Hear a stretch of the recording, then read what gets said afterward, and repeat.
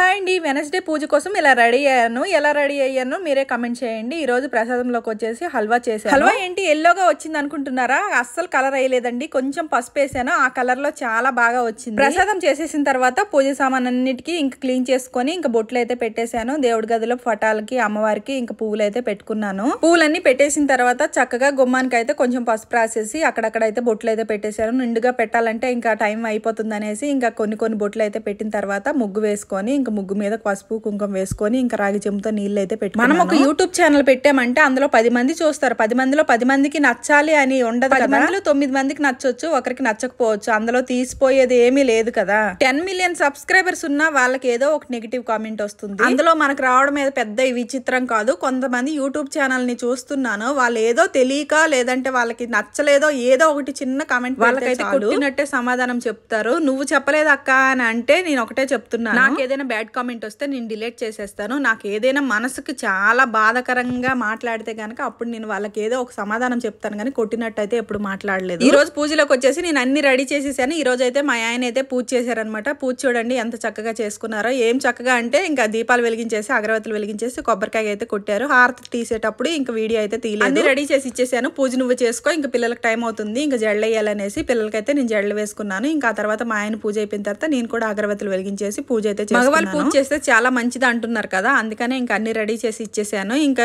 పిల్లలకు కూడా టైం అవుతుంది బాక్సులు కట్టాలనేసి ఇంకా మా ఆయన కూడా చేస్తానని చెప్పి. నచ్చినట్టయితే లైక్ చేయండి. Bye bye.